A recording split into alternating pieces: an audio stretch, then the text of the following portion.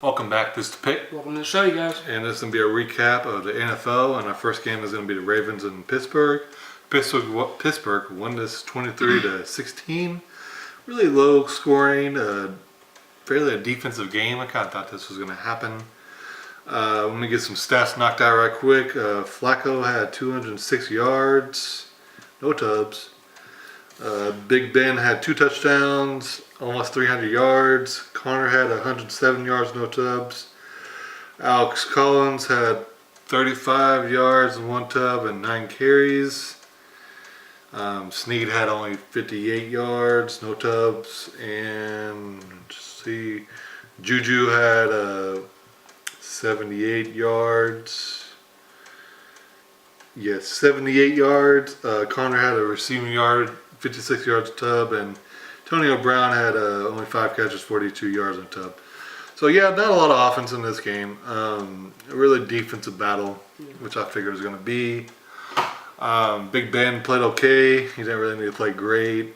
Joe Flacco was pretty whacked this whole game. Recurrent issue that Brian's definitely going to talk about because he likes Alex Collins a lot, and I think he's a really good player. Not giving them the carries enough. I don't understand what they're doing. 9 carries is effing ridiculous. We try not to curse on this show. You can fill in the blank what that word means. He's played okay these last games. He's just not getting the carries. I don't understand what they're doing.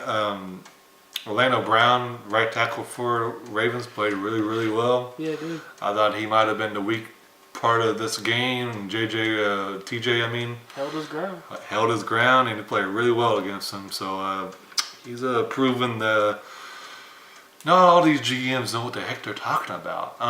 He was a top. He should have been definitely a first-round pick, and he was a 3rd-round pick because he was slow and didn't bench enough. And I mean, that's the thing. He was the best left tackle in the country when he was at OU, and proven already that he's might have a really bright future, and he's just going to get better. So I don't get it. I think people value the combine way too much, but I don't want to get into that rabbit hole. Great win by the Steelers. They were kind of on a roll right now. And Ravens, man, if they lose a couple more games, I think they need to start playing Action Jackson and get him some reps. Because they're starting to let him throw a little bit, and he threw one kind of duck at 3rd and goal that may have put him back in this game. I don't really understand what they're doing with him. He's just kind of a gadget guy right now, and I think they need to start getting him even more reps, actual quarterback reps, not just a glorified running back, which is kind of is right now. So I don't know. Ravens are not out of the playoff picture, but they lose a game or 2 more, they definitely are. Yeah. So that's all I got to say about the game for the most part. And the question is, are the Steelers winning this division? I think they are. They're the class of this division in my eyes. They've been for a long time. Bengals have been kind of whack. Ravens, they're not as good as I thought they're going to be. And Browns are the Browns. Yeah, I think they're going to win the division. It's just inconsistent play out of the Bengals and inconsistent play out of the Ravens. Browns is just having another down season. So, yeah, I think they're going to take their division by a long shot. I picked Baltimore. Rough game. Wacko Flacco was being Wacko Flacco. My biggest problem, 2 biggest problems, play calling. Play calling at times was just horrendous for Baltimore, especially them throwing in Action Jackson at times. You run the ball with him, then you decide you're going to throw. What are you doing with this dude? I'll get to that in a second. But my other big complaint, is Alex Collins, dude. You're not giving him the ball enough. This dude is a monster. He had 9 carries, 35 yards, a touchdown, and a big touchdown at that. I just don't get it, man. You got a really, really solid running back. You got a pretty solid backup in Buck Allen. And Baltimore's just treating Joe Flacco like he's Aaron Rodgers or damn Tom Brady or something. Like, no, we got to throw a billion times and only run a few. Like, I don't get it. Joe Flacco is not these elite quarterbacks. So I don't understand why they're throwing so much. It's not making sense. I would run the rock a lot more than they are. Maybe I had a better chance to win this game because, Wacko Flacco was not the answer. That's what we call him when he plays really bad, Wacko Flacco. So, yeah, man, he's definitely being that. Defense at times looked really great for Baltimore, and then at times they just get, mollywopped, man, by the running game, and then they'll play off of that running game with play action. Yeah, man, whoa, they actually got able to run the ball. Maybe that help Ravens offense. Unlike Ravens. Yeah. Anyways, they run the ball 24 times. That's what they should be doing too. So it's just not making any sense, man. You got solid running backs. Why not use them? Yeah. I don't get it. But yeah, man, good game for Pittsburgh. They end up pulling this one out. I thought Ben Roethlisberger was hurt in this game. He got landed on his shoulder really bad. I thought he was going to be out the way he's looking and just the way it looked in general. But no, he came back, bounced back, played a pretty solid game after that. But yeah, man, they just pretty much Pittsburgh did what they needed to do. Like I said, they got stopped several times, but they made enough necessary drives to get this W. But yeah, back to Lamar Jackson real quick. What are you doing with this kid? I understand. My understanding is you want to get him in there to be a part of the team because you don't want to feel him left out because that's why you drafted him. And get reps and. Yeah, but at the same time, it's not working. You're running the ball with them. They know you're running the ball. All right. When he throws the ball, it doesn't look pretty because he's not getting enough, passing reps. So it's just like, it just feels like they're just throwing this guy out there just to go, hey, go be a part of the game. And Joe Flacco hates it. Who knows how many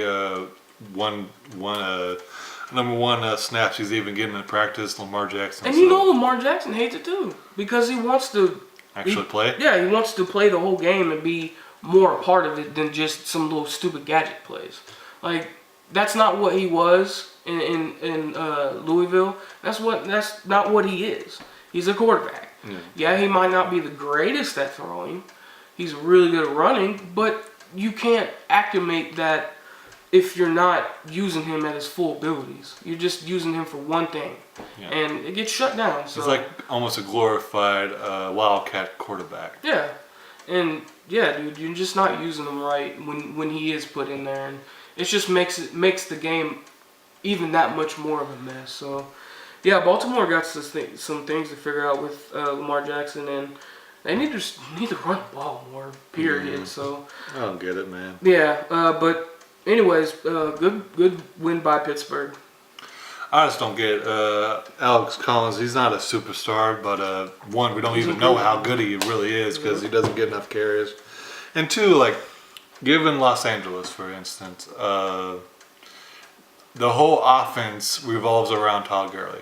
Mm-hmm. If you don't know this, I'm going to tell you what they do. They use a lot of smoke and screen, a lot of moves around, sweeps, and receivers move around a lot. But at the end of the day, they're a power running game and a team, and they do a ton of play action, and you got to respect that because Todd Gurley can make a 3rd and 10 a first down if he really wants to and can. Yep.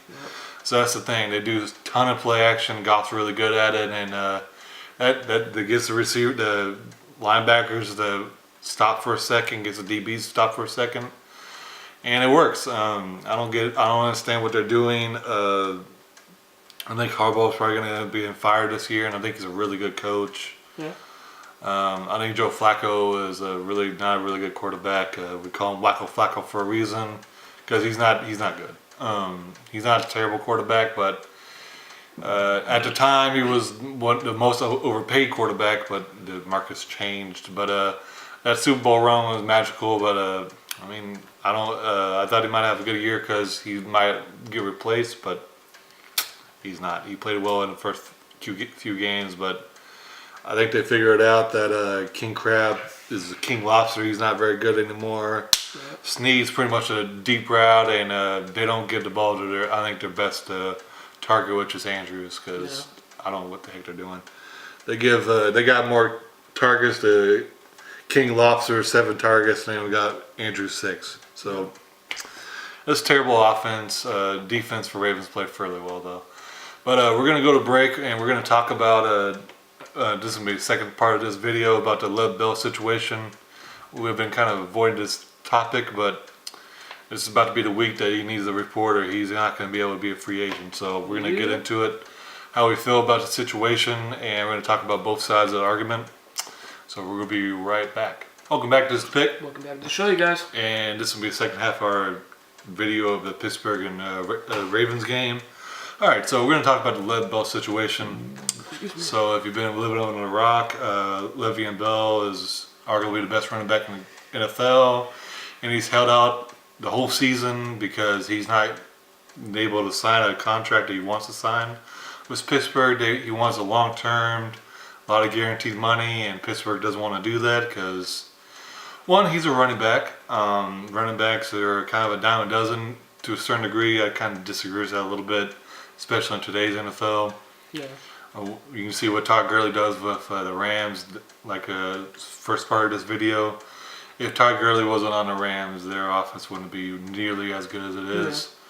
So I don't really understand why they haven't signed him. I get to a certain degree. Running back, he's a running back. Despite what I think, the position's undervalued. He had an ACL injury, and he's had marijuana suspensions, and he's 26. Now I'm gonna kind of poke a little bit of a hole in that argument as well. You see Adrian A.D. Peterson, he's been having a really great year. He's 33. Frank Gore's still kicking, and he's arguably the starting running back for Dolphins. He has not having a great season, but still he's able to run. And Lev Bell, his running style is not a punishing style. He's really patient. He doesn't take it as punishing hits as your normal Earl Campbell type running back. So I think they should re-sign him. I think he's a monster. But I do understand the other argument. James Conner is having a great season. He's a really good running back as well. But that's the thing. Lev Bell had like 70 catches last season or something crazy like that. And he's like borderline a receiver for this team. And he's a running back. And he's a good pass blocker. And he's been last season and season before that he's getting his act together and not having marijuana charges. I don't know. I don't get it. They're going to lose potential Hall of Famer in my eyes because they think that they can do it without him, which to a certain degree they can. But I think it might end up biting them in the butt if they get in the playoffs and they really needed him and they don't have him because they don't want to sign him. I think they should sign him, but I'm not making a decision. They're not going to sign him in my eyes. To a long-term degree, I think he's going to come play, sign that 1 year deal, and might not even play this season because he's not even in football shape now. He doesn't want to be here, so who knows? Who knows if he was going to be accepted? Yeah. I mean, the locker room's a lot of drama in that situation, which kind of irritates me. I understand why his teammates are a little frustrated with him because he said he's come back, but he didn't come back. But I don't like how his teammates are criticizing him for getting their money when, if they're in the same situation, they're trying to do the same thing. So, a lot of people have said this, and I totally agree. Worry about your own. Stephen Smith, Senior said this. Worry about your own barbecue thing. Worry about your own food. Yeah. Don't be peeking over and worrying about someone else's. Right. Worry about your own business. That's between Lev Bell and management. You shouldn't be calling out your teammates. That's kind of the only issue I've ever had with Coach Tomlin is sometimes he kind of lacks control of his locker room. Big Ben's been, which I think a lot of had to do with him just couldn't stand Todd Haley is constantly taking shots, but he's taking shots at the coach as well. So yeah, it's people criticize Pittsburgh Steelers for that, and I kind of agree to a certain degree. That's all I really got to say about the situation. Go ahead, Ryan. Yeah, man. I'm on Bell's side, man. He's like he said. There's things to this. Like, yeah, he's 26. He's getting older. I get that. Running backs can be very injury prone. You can. I'm not gonna say you can replace a guy because every player has their own certain niche or own certain abilities that are better than somebody's. So I'm not gonna say replace, but you can find other running backs. James Conner ain't playing bad, but James Conner ain't Le'Veon Bell. Le'Veon Bell, yeah, he's just pretty much a two-way player, running back / receiver. This is why I say I'm signing him for the long-term deal, because he is that much of a threat. Say Antonio Brown gets hurt and he's out for the majority of the season or the entire season, you still got that weapon beside you as your running back. Yeah. Say you did sign him, Bell gets a little dinged up, but you still got Antonio. You know what I mean? Just Connor is not overall. Just that's the big point. Connor is not Le'Veon Bell. And yeah, I get it. I get why Le'Veon Bell is doing that. It makes perfect sense. He deserves that money. He's a talented player. If you're a talented player, you deserve that money. Like we were talking about off camera. Honestly, pretty much Gurley Man and who else? Kamara. Yeah, Alvin Kamara. And pretty much I would say Le'Veon Bell are on top of the running game right now. Everybody else is having a pretty good season. Adrian Peterson's having an exceptional year too. Yeah, but I wouldn't put him in top 5. But yeah, I wouldn't put him top 5. So yeah, man, and this is the thing too, is running backs are not as valued as they used to be because of the way the game is turning. They pass a lot. And yeah, when you get running backs like this that are do whatever you ask them, you got to keep those. That's why like he said about Gurley Man is that's the thing about him. He's that trained for that offense. I wouldn't say Le'Veon Bell is quite the train for Pittsburgh, but he's definitely the little caboose behind him. You know what I mean? Like, he's there, and he's very important. So, just really, I understand his situation. I get it, why he's holding off. He deserves that money. He's a really talented player. It ain't like, some, bumfuck player is asking for money. No, he's a good player. And, but yeah, last thing I say is, I think that's quite pitiful that players are taking shots just because he's holding out, not wanting to play. To me, that's just you guys are in too much into y'all's feelings, man. Like what he said, if the tides were turned and this was your contract, pretty sure you'd be doing the same thing. Yeah. So it's quite ridiculous how his teammates are treating him, and it's just gonna be really awkward when he reports because he's gonna report. I'll be really, really weird if he doesn't because he's not gonna get anything out of it if he doesn't. So I believe he's gonna report, but it's just gonna be the vibe and everything between everybody, management and the players, and coaching, and further on, it's gonna be a mess because the tension between everybody. Mm-hmm. So, but yeah, man, I think Le'Veon Bell's doing the right thing for himself, and that's all that matters at the end of the day. As long as he's trying to do the right thing for himself. So, I don't understand how people could be mad at that. Yeah, I mean, I understand it's a team game, and people have argued that if you need to be honest with your teammates. You say one thing, you should stick to your word. But if you don't feel good about a situation, and people say that, well, he's going to be the highest paid running back, but say tears his ACL again, then maybe nothing's gonna be the same for him. Yeah. And he thinks he can get the money again, and I think a bit of it is he's kind of being petty as well. I think he's thinking he's being mistreated because like Todd Gurley's got a massive contract and David Johnson's got a massive contract, so I understand. I understand both situations. All I gotta really say about this situation is hopefully Lev Bell has a great career with someone else. Yeah.